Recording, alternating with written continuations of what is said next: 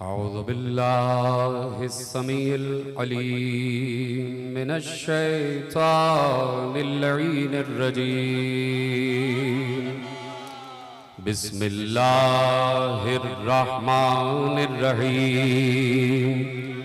अल्हम्दुलिल्लाहिल मअरूफ़े मिन गैरि रुयतिन वल खालिक़े मिन गैरि रवियतिन अल्लज़ी लम यज़ल क़ाइमन दाइमन इज़ ला समाउन ज़ातु अबराजिन वला लैलुन दाजिन वला बहरुन साजिन वला अर्ज़ुन ज़ातु मिहादिन वला खल्क़ुन ज़ू इअ्तिमाद वस्सलातु वस्सलाम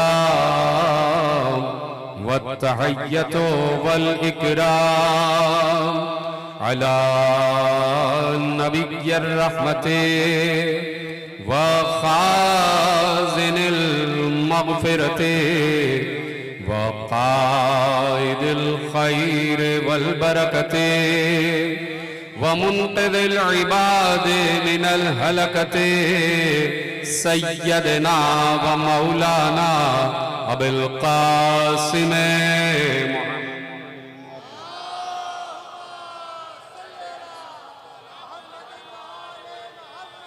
व अहले बैतिहि तय्यबीन अत्ताहिरीन अल-मासूमीन अल-मज़लूमीन अल-मुंतखबीन अल-मुंतजबीन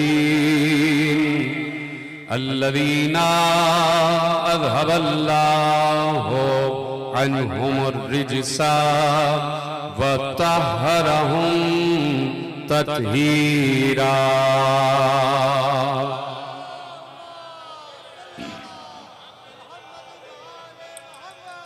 अम्मा बअदु फ़क़द क़ाल अल्लाहु सुब्हानहु व तआला फ़ी महकम किताबिहिल मजीद व फ़ुरक़ानिहिल हमीद व क़ौलुहुल हक़्क़। बिस्मिल्लाहिर रहमानिर रहीम। यक़ूलुल्लज़ीना कफ़रू लस्त मुरसला क़ुल कफ़ा बिल्लाहि शहीदम बैनी व बैनकुम व मन इंदहु इल्मुल किताब। सलवात पढ़े मोहम्मद व आले मोहम्मद।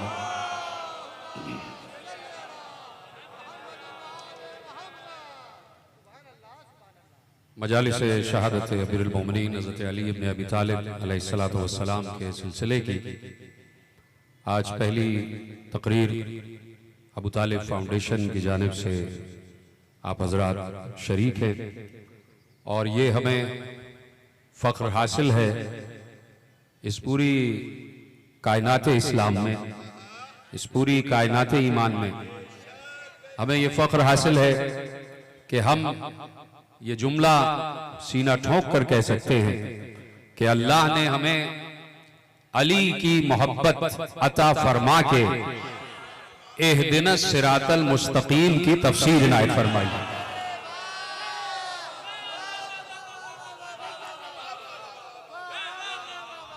और हमें इस बात का ऐलान करने में भी कोई आर नहीं है, कोई झिझक नहीं है और आलम इस्लाम को भी इस बात का बिला झिझक बिला आर ऐलान करना चाहिए।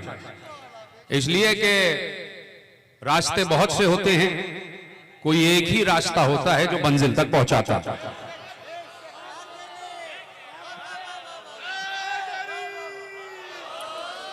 मैंने जुमला आपके हवाले कर दिया, रास्ते कई होते हैं लेकिन एक ही रास्ता होता है जो मंजिल तक पहुंचाता है। और यकीनन मंजिल तक वही रास्ता पहुंचाता है कि जो रास्ता मंजिल से जुड़ा हुआ हो। और अब मैं जुमला आपके हवाले करता हूं। आलम इस्लाम के हर फर्द का यही तकाजा भी है, यही नारा भी है, और आलम इस्लाम के हर फर्द की यही कोशिश भी है कि अल्लाह राजी हो जाए। ये कोई ऐसा नहीं है कलमा गो जो अपने हर काम में ये कह के ना कर रहा हो कि हम ये काम इसलिए कर रहे हैं ताकि अल्लाह राजी हो जाए। अल्लाह राजी क्यों हो कि जब अल्लाह राजी होगा तो अल्लाह का कुर्ब अता हो जाएगा।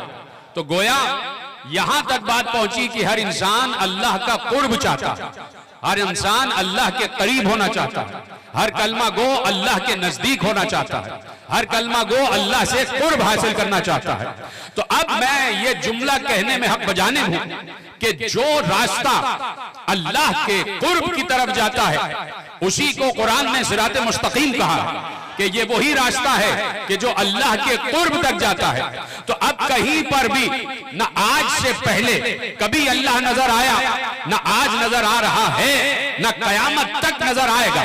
तो जब अल्लाह दिखाई ही नहीं दे रहा तो अल्लाह का कुर्ब कैसे हासिल किया जाए? इसलिए कि अगर हम भी वो मखलूक होते कि हम भी दिखाई न दे रहे होते तो दिखाई न देने वाली मखलूक दिखाई न देने वाले खालिक की तरफ शायद पहुंच पाए, हालांकि न पहुंच पाती। लेकिन हमारा मसला यह है कि हम उस वक्त तक किसी के करीब नहीं हो सकते जब तक वो हमें दिखाई न दे, जब तक वो हमें नजर न आए। तो अल्लाह न कल दिखाई दिया, न आज दिखाई दे रहा है, न कयामत तक दिखाई देगा। अरे वो अल्लाह जो मेराज में महबूब को नजर न आया,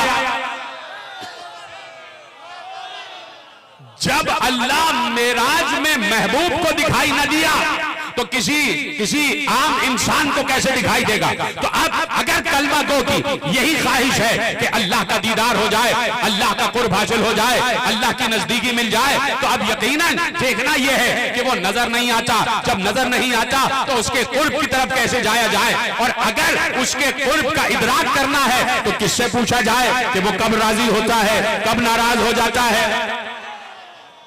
ठीक है, आप कह देंगे कि उसने कुरान दिया है, उसने कुरान दिया है, उसने शरीयत दी है, और उस शरीयत और कुरान में अल्लाह ने ये बातें दर्ज करवा दी हैं कि किन कामों से मैं राजी होता हूं और किन कामों से नाराज होता हूं।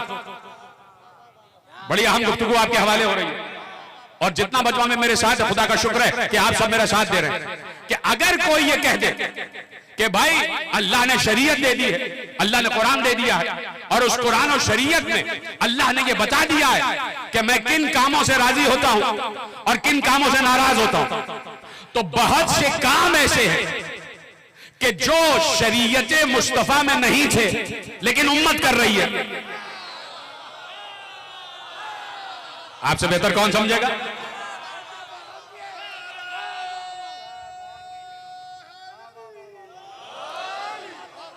तो भाई कैसे मालूम हो कि किस इबादत से अल्लाह राजी हो रहा है और किस इबादत से नाराज हो रहा है? अगर वो इबादत नहीं है, इसलिए कि हर इबादत से अल्लाह राजी होता है। इबादत है ही नाम इसका कि जिससे अल्लाह राजी हो जाए। तो अब सवाल क्या पैदा हुआ कि कौन से अमल को इबादत कहा जाए और कौन से अमल को इबादत न कहा जाए? तो जो है आप कौन से अमल को इबादत कहा जाए और कौन से अमल को इबादत न कहा जाए? तो सारी तहरीरें छोड़ दीजिए, सारी तौजीहात छोड़ दीजिए, सारी तफसीरात छोड़ दीजिए। कुरान में सिर्फ एक आयत है और वो आयत सूरह मुबारका हाशर की है, और एक एक बच्चे तक को ये आयत याद है। तर्जुमा आपके हवाले करूंगा, फौरन आपके जहन में आयत आ जाएगी। और अल्लाह आयत में क्या कह रहा है? मैंने क्या सवाल उठाया कि कैसे पता चले कि कौन सी इबादत से अल्लाह राजी हो रहा है और कौन सा काम इबादत है और कौन सा काम इबादत नहीं है? कैसे मालूम हो कि कौन सा अमल इबादत है, कौन सा अमल इबादत नहीं है? तो अल्लाह ने सीधा सा फार्मूला दे दिया। सूरह हश्र में अल्लाह ने इरशाद फरमाया, लो फार्मूला ले जाओ, जो मोहम्मद दे उसे ले लो, जिससे रोक दे उससे रुक जाओ।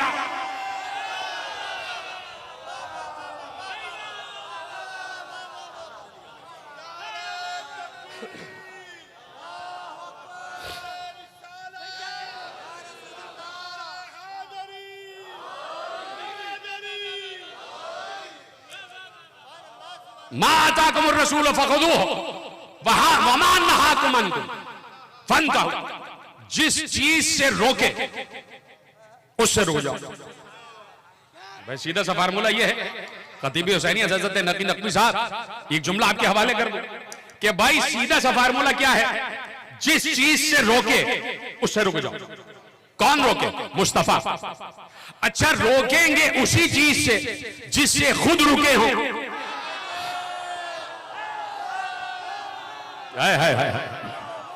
मुस्तफा उसी चीज से रोकेंगे जिससे खुद रुके हो। जो मुस्तफा ने कभी अंजाम दिया ही नहीं तो वो इबादत नहीं है। ठीक है, जो मुस्तफा ने कभी अंजाम नहीं दिया वो इबादत नहीं है। ठीक है, अलिफ ऐन बे अलिफ दाल और ते, ऐन बे अलिफ दाल और ते, इसी इबादत को जरा गोलमोल कर दो तो बिदअत हो जाता है। अब हम उसकी तरफ नहीं जाते कि कोई कह दे कि ये अच्छी बिदअत है, ये बुरी बिदअत है।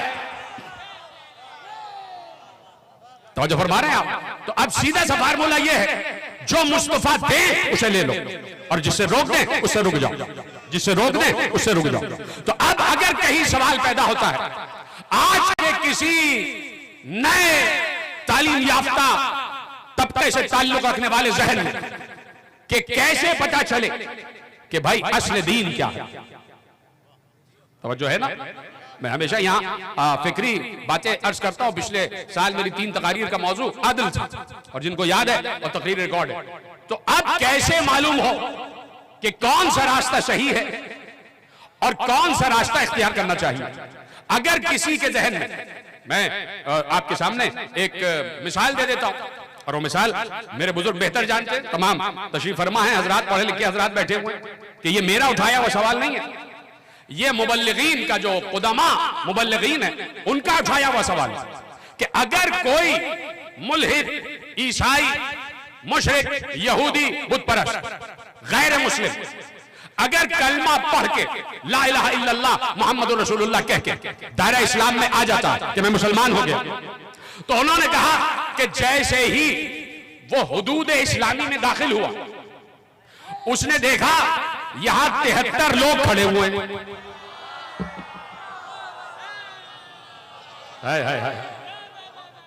जैसे ही वो हुदूद इस्लामी में उस लकीर को पार करके कि जिस लकीर का पार करना दायरा इस्लाम में दाखिल होना करार पाता, उसमें आया तो उसने देखा 73 लोग खड़े हुए और हर आदमी कह रहा है मेरे साथ आइए, मेरे साथ आइए, मेरे साथ आइए। वो कह रहा है कि मैं क्यों जाऊं आपके साथ? वो कहेंगे कि हम आपको सिरात मुस्तकीम की तरफ ले जाएंगे। 73 के 73 कह रहे हैं कि हमारा रास्ता सिरात मुस्तकीम।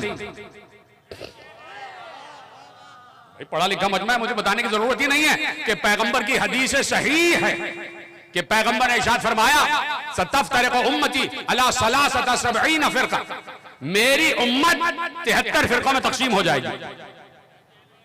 कुल्लुहुम फिन्नार इल्ला वाहिद, सब के सब जहन्नम में सिवाय एक के। अब हर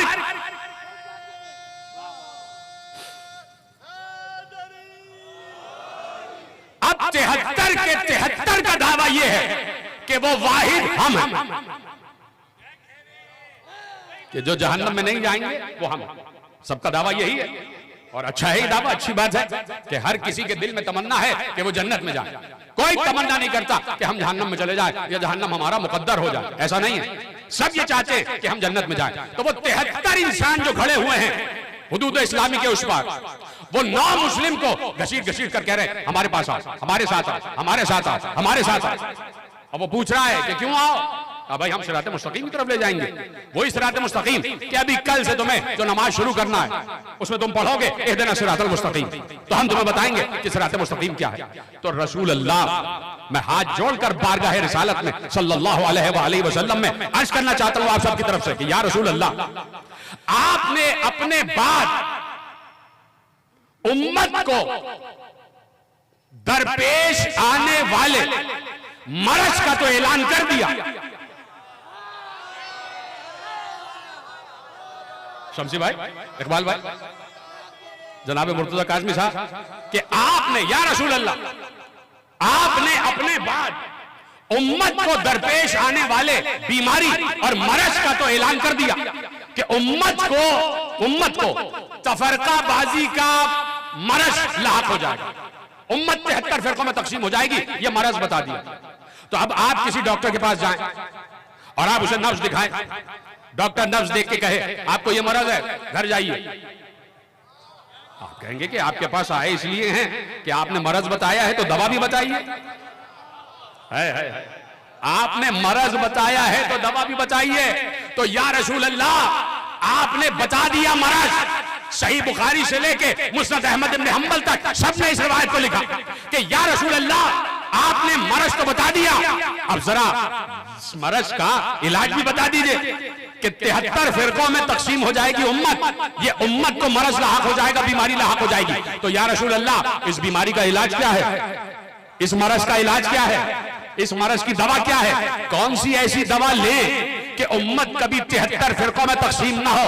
तो वो रसूल नहीं, वो मेरा मुस्तफा नहीं, जो मरज बता के तो जाए और दवा बता के ना जाए। तो मोहम्मद मुस्कुरा कर कहेंगे, इसी दिन के लिए कहा था मन कुंतु मौला हो फहाज़ा अली मौला।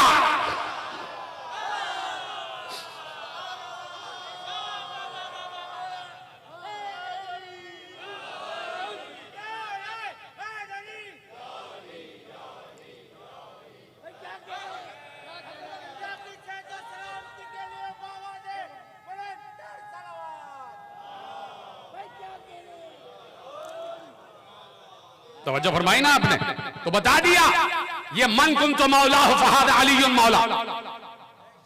ये खुमे गदीर का ये जुमला, ये इत्तेहाद उम्मत का सबसे बड़ा इलाज है। ये इत्तेहाद उम्मत का सबसे बड़ा नारा है। कहीं उम्मत में इत्तेहाद नहीं हो सकता अगर गदीर पर जमाना हो जाए।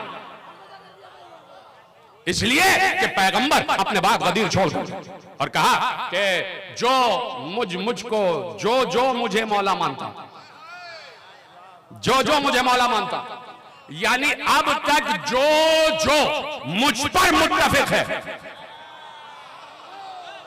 यही तो है मकसद पैगंबर का कि अब तक जो मुझ पर मुत्तफिक है उसके लिए वाजिब है कि अब मेरे बाद अली पर मुत्तफिक हो जाए, अब मेरे बाद अली पर मुत्तफिक हो जाए। पूरा दौर गुजरा था कि जहां नमरूद के जेरे साया बसने वाली कौम ने अल्लाह को नहीं माना था, वो अल्लाह को नहीं मानते थे। पूरा दौर गुजरा था फरायना का, सिर्फ एक फिरौन नहीं गुजरा है, कई फिरौन गुजरे, सैकड़ों की तादाद में। पूरा दौर गुजरा है फरायना का कि जहां वो अल्लाह को नहीं मानता था, अल्लाह का इनकार करते थे।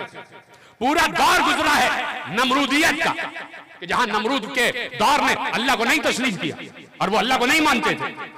तो मुझे ये बताइए, ये शद्दादो, फिरौनो, नमरूद का दौर, ये 3 दौर ऐसे गुजरे कि जहां इन तीनों दौरों के रहने वालों ने अल्लाह को नहीं माना, तो क्या अल्लाह ने तलवार उठाई?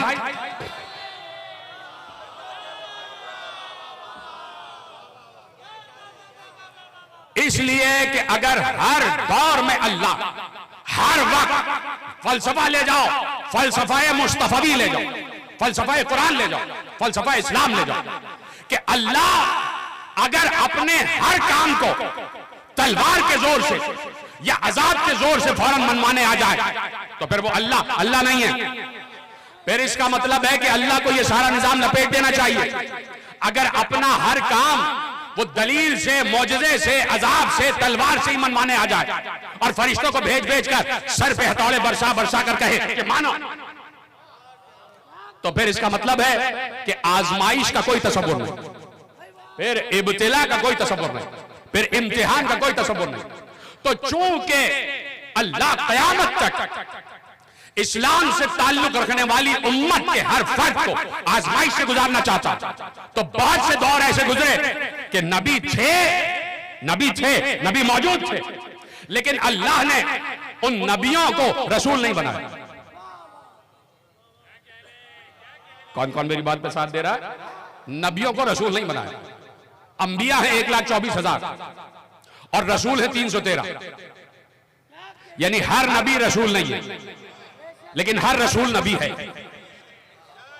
हर नबी रसूल नहीं, और हर रसूल नबी है। तो हर दौर में कोई ना कोई नबी रहा है, इससे कोई इनकार नहीं कर सकता। अल्लाह ने कुरान में कह दिया, जाके पढ़िएगा, कि अल्लाह ने कहा कि अपने नबी को मुखातिब करके कहा कि ऐ नबी, हमने बहुत है रसूल, हमने बहुत से अंबिया के किस्से तुमसे बयान किए हैं और बहुत सौ के किस्से बयान नहीं किए। लम नक्सुस, ये लफ्ज है, हमने बहुत सौ के किस्से तुमसे बयान किए और बहुत सौ के किस्से तुमसे बयान नहीं किए। इसका क्या मतलब है? तुमसे बयान नहीं किए का मतलब क्या है? उम्मत से बयान नहीं किया। नहीं तो नबी मेरा इल्म की उस मंजिल पर है कि जो इल्म इलाही है वही इल्म कुरान है, और जो इल्म कुरान है वो कल्बे मुस्तफा में, वो कल्बे मुस्तफा में। और अगर कुरान सब कुछ ना जानता हो तो फिर कुरान का ये दावा गलत हो जाएगा कि तिबियानन लिकुल्लि शै, तिबियानन लिकुल्लि शै, कि इसमें हर शय का बयान है। अगर कुरान हर शय का इल्म ना रखता हो तो तिबियानन लिकुल्लि शै, कुरान का ये दावा मफकूद हो जाएगा। तो कुरान के पास हर शय का इल्म मौजूद है। तो कुछ नबी ऐसे गुजरे कि जिनको इजाजत थी कि बताओ कि तुम हमारे नबी हो, और कुछ को इजाजत नहीं थी कि तुम बताओ कि हमारे नबी हो, तुम ये ना बताना। कुछ को इजाजत थी कि तुम बता दो। तो एक होता है नबी ले नफ्सिही, और एक होता है नबी ले गैरिही। एक नबी होता है कि जो खबर अल्लाह ने उस तक महदूद रखी कि बस ये खबर तुम तक है कि मैं हूं और मैं ही खालिक हूं। और कुछ अंबिया ऐसे गुजरे कि उनके सिर्फ घर वालों तक की इजाजत थी कि आप बताइए कि आप नबी हो। और जब नबी ले गैरिही की मंजिल पर आ जाता है कि अब सबको बताओ कि तुम नबी हो, तो फिर वो रसूल हो जाता, फिर वो रसूल हो जाता। यही फर्क है नबी ले नफ्सिही में और नबी ले गैरिही में। तो अब अगर हर दौर में कोई ना कोई इलाही नुमाइंदा मौजूद ना हो तो इसका मतलब है कि अदल इलाही पर हर्फ आ जाएगा। देखिए, ये वो अफकार है जो हम 1400 बरस से बयान कर रहे हैं, और चूंकि हमारे दिल में उम्मत का बहुत दर्द है, हम नहीं चाहते कि उम्मत का कोई फर्द गुमराह रह जाए, तो इसलिए हम हर साल ये फर्श ऐसा बिछा लेते हैं मुख्तलिफ बहानों से, मुख्तलिफ वसीलों से, मुख्तलिफ वास्तों से ये फर्शियाजा बिछा लेते हैं, और ये स्पीकर और साउंड सिस्टम लग जाता है कि भाई दूसरों तक भी बात पहुंच जाए, ताकि कोई शिकायत न रह जाए अल्लाह से। जीते रहे, सलामत रहे, कोई शिकायत न रह जाए कुदरत से कि हमें मालूम ही नहीं था कि बात क्या है और हक क्या है। तवज्जो है आपकी? तो नबी ले नफ्सिही, नबी ले गैरिही, कुछ को इजाजत है और कुछ को इजाजत नहीं है। तो जिसको इजाजत नहीं है वो भी ये जानता है कि अल्लाह है। बहुत तेजी से मैं मंजिलें तय कर रहा हूं, और 15 या 20 मिनट की बात रह गई और मेरा साथ देते जाएगा। और जैसे हमारे शब्बर रजा साहब ने इरशाद फरमाया कि अगर आप कल जल्दी टाइम से आ जाएं तो 5:15 बजे मुझे मिंबर मिल जाए तो मेरे पास बड़ा वक्त होगा अपने अफकार आपके हवाले करने के लिए। खुदा आपको सलामत रखे। तो अब यकीनन कहीं ना कहीं अल्लाह के आदिल पर जब बात होगी तो ये बात मानना पड़ेगी। जुमला दूं पर आपकी इजाजत हो, आप पूरी उम्मत से जाके पूछिए, पूरी उम्मत से जाके पूछिए, उम्मत के एक एक फर्द से और एक एक जी शऊर से पूछिए। हम कभी मुल्ला पसंद जहनियत की बात नहीं करते। हम उम्मत के 73 फिरकों में या 5 फिरके जो इस वक्त कार फरमा है उनके उलमा की बात करते हैं कि जिस फिरके का भी कोई आलिम होगा, आलिम बात समझता है, उलमा बात समझते, मुल्ला बात नहीं समझते। आप किसी भी फर्द से जाके पूछिए जो जरा सा भी इल्म रखता हो, वाजिबी सा भी, आदम से लेके आज तक, बड़ा अजीब सवाल करने जा रहा हूं और शायद पहली मर्तबा ये सवाल हो रहा है, आदम से लेके आज तक किसी भी फर्द से, किसी भी कलमा गो के फर्द से पूछिए आप कि आदम से लेके आज तक क्या कोई दौर ऐसा गुजरा कि जो दौर तो हो लेकिन उसमें शैतान ना हो। हाय हाय हाय हाय हाय हाय, पता नहीं पीछे वाले हजरात मेरे साथ हैं कि नहीं? जी सलामत रहें आप।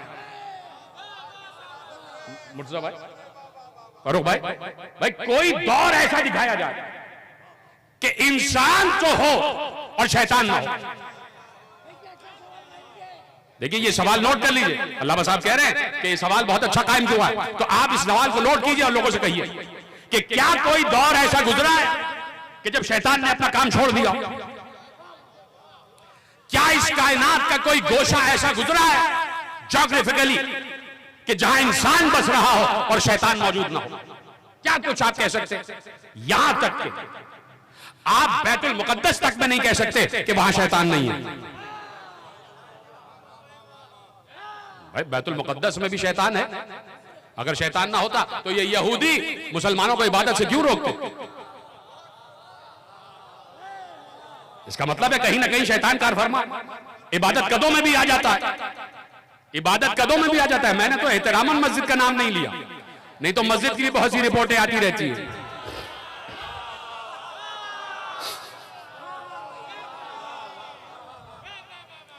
तवज्जो फरमा रहे हैं आप? तो अब कोई दौर ऐसा नहीं है कि जहां इंसान तो हो और शैतान ना हो। हर दौर में शैतान रहा है और हर दौर में शैतान अपना काम कर रहा है, बहका रहा। तो यही सबसे बड़ी दलील है। यही सबसे बड़ी दलील है। और इससे बड़ी दलील और भी हो सकती है, लेकिन इस वक्त ये सबसे बड़ी दलील आपके हवाले करता हूं कि अगर ये तस्लीम करते हो कि कोई दौर इंसानी ऐसा नहीं गुजरा कि इंसानी मुआशरा तो हो और शैतान बहकाने के लिए ना हो, तो फिर वाय हो ऐसे लोगों पर जो शैतान को तो तस्लीम करें लेकिन रहमान के नुमाइंदे को ना माने।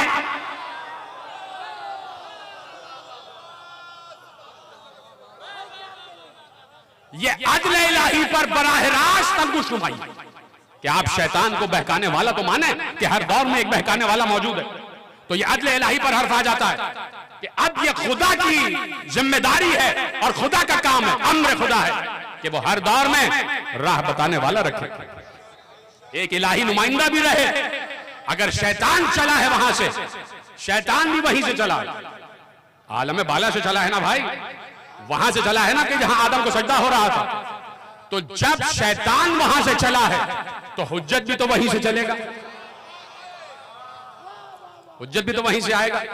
तो अब ये तसव्वुर मुहाल है कि कोई बहकाने वाला तो हो लेकिन कोई राह बताने वाला ना हो। आप कहेंगे इससे हमें इनकार नहीं है, आप कह देंगे हमें इससे इनकार नहीं है। आप सही कह रहे हैं कि शैतान मौजूद है तो राह बताने वाला भी मौजूद है। तो हमने कहा कि बताइए कि आप किसको कह रहे हैं राह बताने वाला? तो आप कहेंगे कि नहीं साहब, ये देखिए अल्लाह ने कहा है और कुरान में सूरह बकरा में अल्लाह ने इरशाद फरमा दिया कि तुम में से एक जमात होनी चाहिए कि जो अम्र बिल मारूफ करे और नहीं अनिल मुनकर करे। तो उलमा हैं, मुबल्लिगीन हैं, जो राह बताते हैं, जो तबलीग करते हैं, जो सिरात मुस्तकीम का पता देते हैं। तो मैं फिर सवाल करूंगा, किस फिरके के?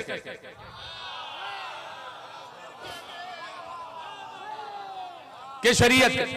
73 फिरके हैं, 5 शरीयतें चल रही हैं कि शरीयत हर फिरके से ताल्लुक रखने वाला तबलीगी जमात का इंसान कहता है कि हम सही रास्ते पर।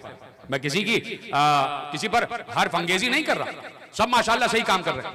लेकिन बात यह है कि एक बात तो हो कि जो ज़ौक़े सलीम तक पहुंच जाए और कहीं ना कहीं जाकर आपकी छठी हिस्स पर दस्तक दे, और जब दस्तक दे तो अक्ल का दरवाजा खुले, और जब अक्ल का दरवाजा खुले तो शहर इल्म में दाखिला हो जाए। तवज्जो है? तो अब कोई दौर ऐसा नहीं गुजरा। तो अगर हर दौर में कोई ना कोई ऐसा रहा है कि जो अल्लाह की तरफ से नुमाइंदा रहा है, तो किसी को इजाजत होती है कि बोलो और किसी को इजाजत नहीं होती कि बोलो। ये अल्लाह का उसूल रहा है, ये अल्लाह का उसूल रहा है। जब खुद अल्लाह उन 3 अदवार में नहीं बोला,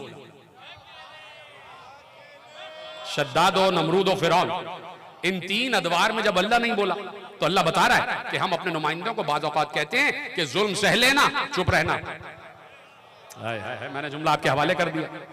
हक लुटते हुए देख लेना, चुप रहना। इसलिए कि हमने भी तो शैतान, फिरौन, नमरूद, शद्दाद इनके सामने अपना हक लुटते हुए देखा, हम चुप रहे। इसलिए कि हमें मालूम है कि ये 3 दौर तुम्हारे, शद्दाद, फिरौन, नमरूद, चौथा दौर ला इलाहा इल्लल्लाह का हमारा। अल्लाह को मालूम। तो अब बाद औकात शायद मैं बात पहुंचा सका कि बाद औकात वो चुप रहता है और चुप रहने का हुक्म देता है, चुप रहने का हुक्म देता है। लेकिन यह बात तयशुदा है कि कोई दौर भी इलाही नुमाइंदे से खाली नहीं होता। मेरे जुमलों को महफूज करें, मैंने ये नहीं कहा कि कोई दौर भी नुमाइंदों से खाली नहीं रहता, नहीं, इलाही नुमाइंदों से, इलाही नुमाइंदों से। कि जब शैतान वहां से चला है इजाजत लेके, तो अल्लाह के आदिल पर यह बात वाजिब है कि अल्लाह हर दौर में कोई ना कोई कुतुब रखे, कोई ना कोई कुतुब अर्ज रखे, कोई ना कोई लंगरे जमीन और आसमान रखे, कोई ना कोई लंगरे जमीन और आसमान रखे, कि जिसके जरिए से मालूम होता रहे कि भाई सच्ची और सीधी राह क्या है, सच्चा और सीधा रास्ता क्या है।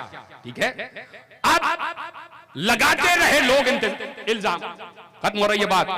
अब ये है जुमले, और इन जुमलों को महफूज करेंगे आप, यहीं से बात आगे बढ़ेगी कल। लगाते रहे लोग इल्जाम।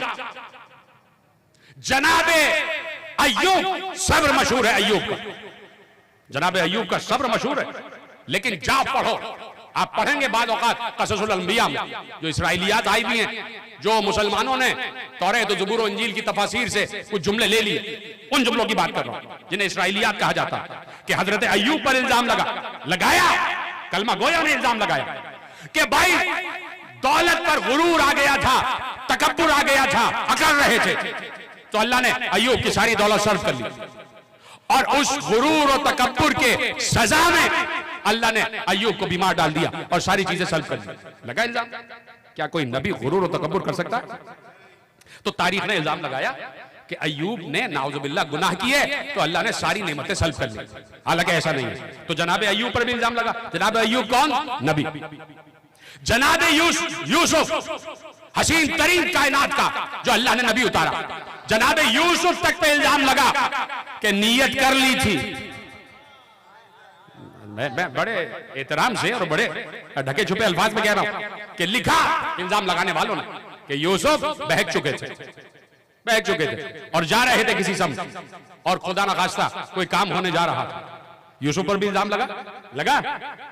यूसुफ कौन थे? नबी। अब जुमले याद रखिएगा, अय्यूब कौन? नबी। यूसुफ कौन? नबी। जनाबे मूसा पर इल्जाम लगा, जनाबे मूसा पर इल्जाम लगा कि मैं लफ्ज सुन लूं इसलिए कि आप में से बहुत से लोग हैं जो जानते हैं कि जनाब मूसा पर क्या इल्जाम लगा। वो इल्जाम ये लगा कि भाई नाउजुबिल्लाह ये मर्द नहीं है, और फिर वो इल्जाम हटाने के लिए न मालूम क्या हुआ कि जनाब मूसा चले गए नहर पे नहाने के लिए, बाहर कपड़े पड़े हुए थे, और ऐसे में एक जानवर आया, कपड़े उठा के चला गया, और जनाब मूसा वैसे ही बाहर आ गया, नाउजुबिल्लाह मिन ज़ालिक। तो जनाब मूसा पर भी इल्जाम लगा। जनाब मूसा कौन? नबी। जनाब यूसुफ कौन? जनाब अय्यूब कौन? यानी अंबिया पर इल्जाम लगते हैं, अंबिया पर इल्जाम लगते हैं। जनाब इब्राहिम पर इल्जाम लगा कि 3 झूठ बोले, जनाब इब्राहिम पर भी इल्जाम लगा कि 3 झूठ बोले। तो जनाब इब्राहिम कौन? नबी। नबियों को उम्मत ने छोड़ा नहीं, हाय हाय हाय, नबियों को उम्मत ने छोड़ा नहीं। जनाब यूनुस पर भी इल्जाम लग गया, जनाब यूनुस पर भी इल्जाम लगा, जनाब अय्यूब पर भी इल्जाम लगा, जनाब यूसुफ पर भी इल्जाम लगा, जनाब इब्राहिम पर भी इल्जाम लगा, जनाब मरियम पर भी इल्जाम लगा। वो इल्जाम बताने की जरूरत नहीं है, बुतूल बीबी हैं और उनका एहतराम हमारी निगाहों में बहुत ज्यादा। जनाब मरियम पर भी इल्जाम लगा। जनाब मुस्तफा पर भी इल्जाम लगा कि अपने भाई की मोहब्बत में खिलाफत का ऐलान किया, दुनिया की चाह में अली की खिलाफत का ऐलान किया था। ये सारे इल्जामात लगे। तवज्जो है, जुमला दे दूं, तैयारी है जुमला सुनने की। जनाब अय्यूब पर इल्जाम लगा, अय्यूब भी नबी। जनाब यूसुफ पर इल्जाम लगा, यूसुफ भी नबी। जनाब इब्राहिम पर इल्जाम लगा, इब्राहिम भी नबी। जनाब ईसा पर इल्जाम लगा, ईसा भी नबी। जनाब मरियम पर इल्जाम लगा, जनाब मरियम मासूमा। मुस्तफा पर इल्जाम लगा, मुस्तफा भी नबी। तो अब इतनी बड़ी बड़ी हस्तियों पर जिस तारीख ने इल्जाम लगाया, वही तारीख तो कह रही थी कि अबू तालिब काफिर है। हाय हाय हाय,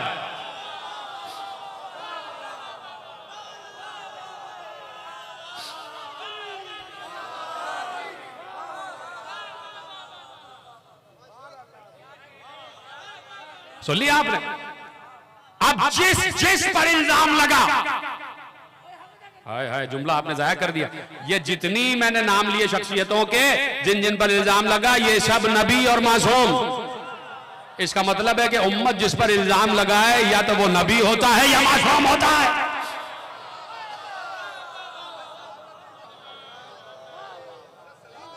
हाय हाय, सुनेंगे? मैं एक शेर आपके हवाले करता हूं, जनाब अबू तालिब का एक शेर, इजाजत है? जनाब अबू तालिब का एक शेर।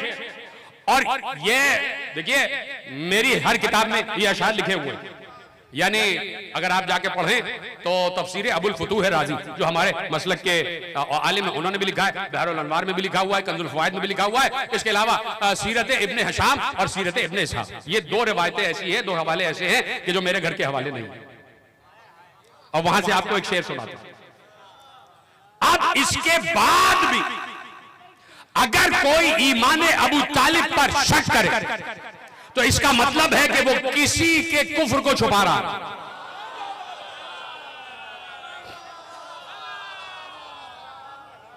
है। अब इससे बड़ी क्या बात होगी, इससे बड़ी क्या बात होगी। देखिए सूरह मुबारक आराफ में अल्लाह ने इरशाद फरमाया कि मन यहदिल्लाहु फहुवल मुहतदी।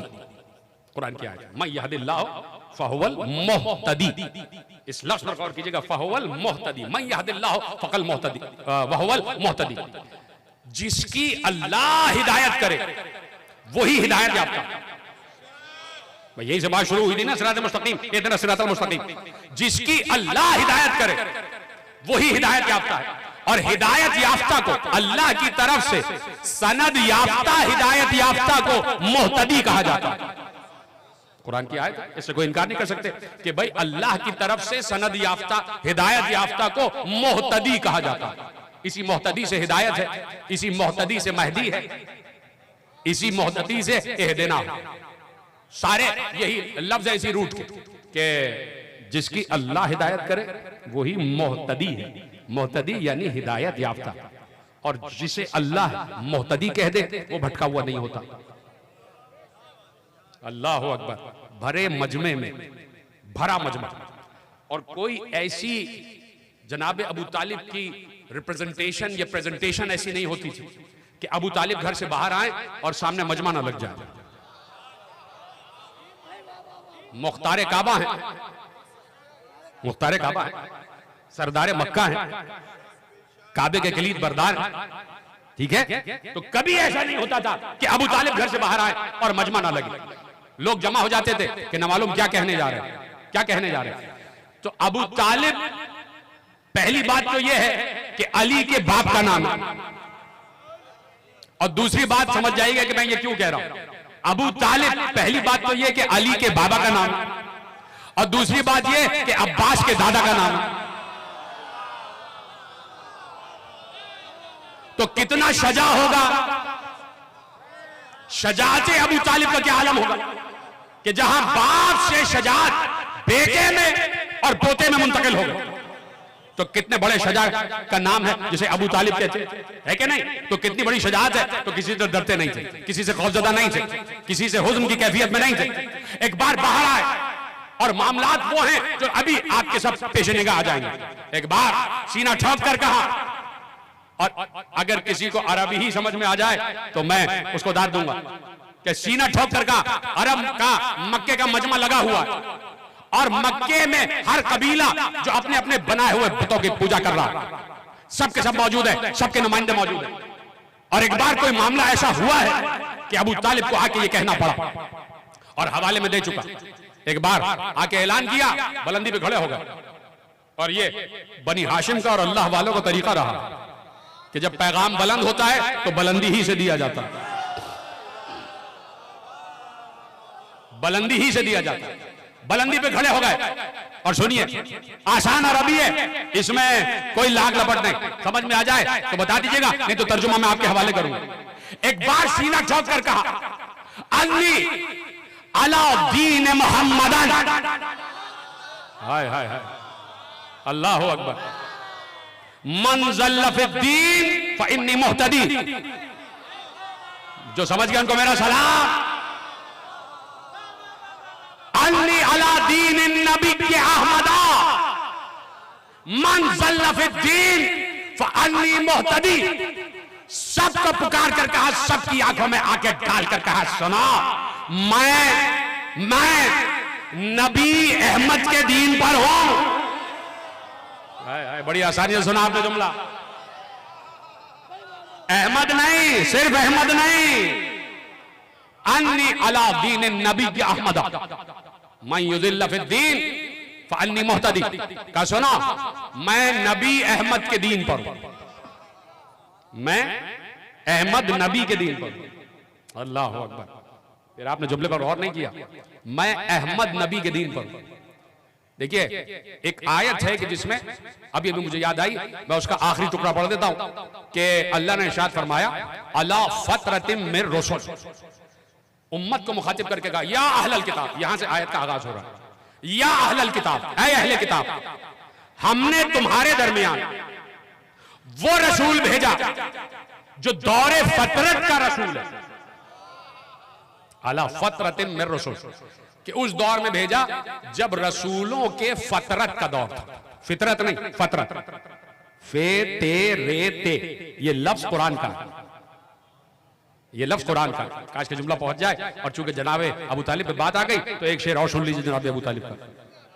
तवज्जो है ना आपकी? बस बात खत्म हो रही है कि कुरान ने क्या कहा, या अहलल किताब, ऐ अहले किताब, हमने तुम्हारी तरफ रसूल भेजा उस दौर में कि जो दौर रसूलों के फतरत का दौर था। फतरत कहते हैं कि जो दौर खामोशी का दौर, कि जिसमें किसी नबी को यह बताने की इजाजत ना हो कि तुम बताओ कि तुम नबी हो। हाय हाय हाय हाय, पीछे वाले हजरात मेरे साथ हैं, हाथ उठा के। फतरत उसे कहते हैं जो नबी और रसूलों के लिए खामोशी का दौर, जहां अल्लाह किसी नबी को यह इजाजत न दे कि तुम ऐलान करो कि तुम नबी हो। ये ऐलान नहीं, इजाजत नहीं है कि तुम ऐलान ना करो कि तुम नबी हो। इसको कहते हैं फतरत। का हमने तुम्हारे दरमियान वो रसूल भेजा जो रसूलों के फतरत के दौर में आया, यानी जब रसूलों पर और नबियों पर पाबंदी थी कि तुम ये ना बताना कि तुम नबी हो। ईसा चले गए, ईसा के 572 साल बाद मुस्तफा आए। हाय हाय, सलामत रहे आप, खुदा आपको शादो आबाद रखे। जैसे आप सुन रहे हैं, जनाब ईसा के इस दुनिया से जाने के बाद 572 साल के बाद मुस्तफा आए। मुस्तफा जो इस दुनिया में आए सन 1 आमुल फील को, तो जनाब ईसा को इस दुनिया से गए हुए 572 साल हो चुके थे। मुझे बताओ इन 572 सालों में क्या शैतान काम नहीं कर रहा था? हाय हाय हाय, तो मुझे बताओ ना कि जब शैतान काम कर रहा था तो कोई रहमानी नुमाइंदा भी तो मौजूद होना चाहिए। कोई रहमानी नुमाइंदा भी तो मौजूद होना चाहिए, कोई राह बताने वाला, कोई कुतुब अर्श, कोई लंगर जमीन और आसमान भी तो मौजूद होना चाहिए। तो कह दिया कि हमने दौरे फतरत में, खत्म हो गई बात, बिल्कुल आखिरी मरहले में तकरीर दाखिल हो रही है। हमने दौरे फतरत में उस रसूल को भेजा जिसे हमने अपना रसूल कहा। अब जनाबे अबू तालिब ने कहा व खैरो बनी हाशिमिन अहमदा। हाय हाय हाय, इतने आसान अल्फाज हैं। जनाब अबू तालिब पर ही आप बोल दें कि जनाब अबू तालिब ने क्या खूबसूरत बात की है। वह खैरो बनी हाशिमिन अहमदा, बनी हाशिम में सबसे बड़ा खैर जो है उसका नाम है अहमद। ठीक है, फतरत याद है, फतरत याद है। हमने फतरत में, दौरे फतरत में रसूल को भेजा। ये कुरान है और ये आयत बाद में आई है। कुरान लफ्ज फतरत को बाद में इंट्रोड्यूस कराएगा अपनी आयतों में। और एक बार जनाब अबू तालिब कह रहे हैं वह खैर बनी हाशिमिन अहमदा रसूलुल इलाहे अला फतरतिन। सलामत रहे, सलामत रहे। मैं देख रहा हूं कौन कौन मेरा साथ दे रहा। का बनी हाशिम में सबसे बेहतरीन है अहमद, जिसे अल्लाह ने दौरे फतरत में रसूल बनाया, जिसे अल्लाह ने दौरे फतरत में रसूल बनाया। तो अब जहां, और यही इस्लाम की तालीम है, यही इस्लाम की तालीम है। चाहे किसी भी शरीयत का मुतालिया करें कि जब जामा अजहर यूनिवर्सिटी है मिस्र की और आलम इस्लाम की सबसे बड़ी यूनिवर्सिटी, जिसमें शलतूत को, शेख शलतूत जो बहुत बड़े आलिम दीन से आलम इस्लाम के, जब वो वाइस चांसलर बने जामा अजहर के, जब वो वाइस चांसलर बने, आज से बात कर रहा हूं मैं 50-60 साल पहले की, कि जब वो वाइस चांसलर बने, तो वो वाइस चांसलर जब बने तो उन्होंने कहा कि अब तक जामा अजहर में 4 फिक़्ह पढ़ाई जा रही थी, अब 5वीं भी पढ़ाई जाएगी, फिक़्ह सादिक़। और उनका ये जुमला था कि ये 4 फिक़्हें ना होती अगर फिक़्ह सादिक़ ना होती। ये शेखुल हदीस उनका जुमला है, शेख शलतूत। उन्होंने कहा कि यूनिवर्सिटी में ये 5वीं फिक़्ह भी पढ़ाई जाएगी जिसे फिक़्ह जाफरी कहते हैं। तो अब इस्लाम में जो भी 5 फिक़े हैं, आप पढ़े लिखे हजरात बैठे और मेरी बात पर साथ कीजिएगा, सब में यही बात तयशुदा है। अगर कोई कह दे इंसान आकर कि मैं मुसलमान हूं, तो मानना पड़ेगा कि मुसलमान हूं। अगर कोई आके कह दे कि मैं मुसलमान हूं और कह दे कि ला इलाहा इल्लल्लाह मुहम्मदुर रसूलुल्लाह, मैं अल्लाह पर भी यकीन रखता हूं और रसूल पर भी यकीन रखता हूं, तो किसी को हक नहीं है कि उसको दुर्रे मारे। वो कह दे मुसलमान है तो तस्लीम कर लो। वाह वाह, आड़ी टेढ़ी शक्लों का कोई आके ये कह दे कि मैं मुसलमान हूं तो मान लो, और वजहुल्लाह का बाप कह रहा है मैं मुसलमान हूं।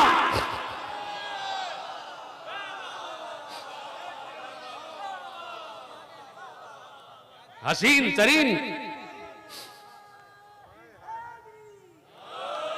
तवज्जो फरमाई आपने। तो अब इतना आसान नहीं है कि सिरात मुस्तकीम का तय्युन किया जाए। सिरात मुस्तकीम का तय्युन आसान नहीं है, यहीं से बात कल आगे बढ़ जाएगी। इसलिए हर दौर में अल्लाह ने कुछ नुफूस ऐसे रखे कि जो नुफूस पहचानते हो कि इस दौर का नुमाइंदा कौन है, नुमाइंदा इलाही नुमाइंदा कौन है। तो आप देखते जाइए कि रसूल के दौर में सहाबा कराम कि जो जानते हैं कि ये इलाही नुमाइंदा है, ये इलाही नुमाइंदा है, और रसूल अल्लाह ने कभी शिर्क नहीं किया, और उनको ये पता है कि इलाही नुमाइंदा वही होता है जिसने कभी शिर्क ना किया हो।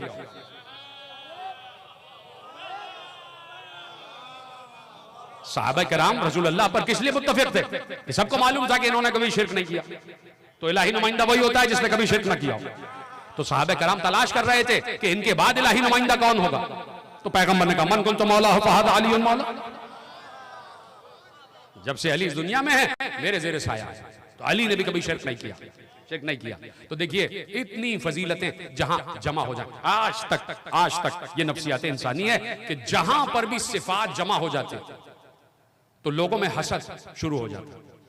हासिदीन यही देखते हैं कि हर चीज इसके पास क्यों मौजूद है, तो जो चीज हासिल नहीं कर पाते चाहते हैं उसका वजूद ही खत्म हो जाए।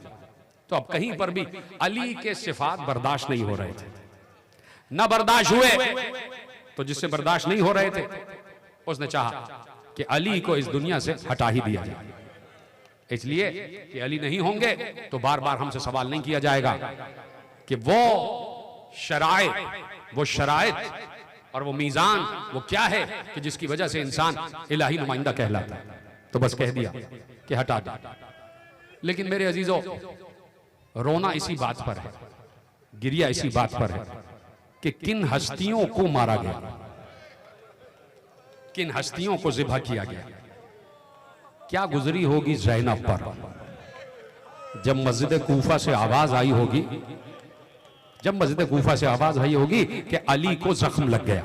अजरकुम अल्लाह, आपकी आवाजें बुलंद हो रही है, खुदा आपको कोई गम ना दे सिवा गम है अहले बैत के। क्या गुजरी होगी उन बच्चियों पर। लेकिन मैं कहता हूं कि बीबी आप तो सिन रसीदा हैं, आपका सिन अभी 35-40 के दरमियान है। शहजादी, ये वो बीबियां हैं कि जो अपने आप पर खुद भी सब्र तारी कर सकती हैं। लेकिन अली की एक और छोटी बेटी है, हजरत अब्बास की सगी बहन, नाम है खदीजा। मस्जिद कूफा के सर दरवाजे के बिल्कुल सामने, बाबू सोबान के बिल्कुल सामने उस बीबी की मरकत बनी। छोटी सी तुरबत है, छोटी सी तुरबत है, छोटी सी जरी है। मालूम होता है कोई छोटी बच्ची है जो यहाँ आराम कर रही है। बस 2 जुमले मसाइब के कल तफसीला दर्ज कर दूंगा। मालूम होता है कोई छोटी बच्ची है जो यहाँ पर आराम कर रही है। जरा पूछना वहां के रहने वालों से तो वो यही कहेंगे कि ये अली की छोटी बेटी खदीजा, 5 बरस का सिन। जब पूछोगे ना कि क्या हुआ था बच्ची को, इतनी कम सिनी में क्यों बच्ची की वफात हो गई, तो आवाज आएगी कि वफात ना कहना, एक तरीके से शहादत ही हुई है। तो पूछोगे कैसे वफात हुई, कैसे शहादत हुई, तो वो यही बताएंगे कि जिस वक्त अली का जनाजा घर से जा रहा था तो ये बच्ची कभी हसन से लिपट रही थी, कभी हुसैन से लिपट रही थी, कभी अपने 9 बरस के भैया अब्बास से लिपट रही थी। बीबियों ने बच्ची को थाम लिया, ज़ैनब उम्मे कुलसूम ने अपनी छोटी बहन को थाम लिया, गले से लगा लिया, रुखसार चूमे जा रहे थे, सर सहलाया जा रहा था, बच्ची को सीने से लगा लिया, बच्ची को तसल्ली दे रही थी, बच्ची को तशफ़ी दे रही थी। लेकिन मेरे अजीजों, जब हसन और हुसैन अली को दफन करके वापस आए तो ये बच्ची कभी हसन का दामन पकड़ती है, कभी हुसैन का दामन पकड़ पकड़ के झटक झटक कर कहती है, भैया मेरे बाबा को कहां छोड़ा, मेरे बाबा को कहां छोड़ा है। कभी हसन तसल्ली दे रहे हैं, कभी हुसैन गले से लगा रहे हैं, कभी अब्बास गले से लगा रहे हैं। मेरे अजीजों, ये जुमला सुन लेना, इसलिए कि ये बच्ची भी यतीम हुई, लेकिन हाथ जोड़कर कहूंगा जनाब खदीजा बिन्ते अली की खिदमत में कि है बीबी खदीजा, आप यतीम हुई, आप 5 वर्ष की थी, आपको यतीमी के बाद किसी ने तमाचे तो नहीं लगाए, किसी ने गोश्त वारे तो नहीं छीने, किसी ने दामन में आग तो नहीं लगाई। आइए जरा करबला में देखें, 4 बरस की सकीना हुसैन का सर के सीना पर आया, किसी ने तमाचे मारे, किसी ने गोश्त मारे, किसी ने दामन में आग लगाई। आवाज आई, ए चचा अब्बास, क्या यतीमों को ऐसे ही मारा जाता है?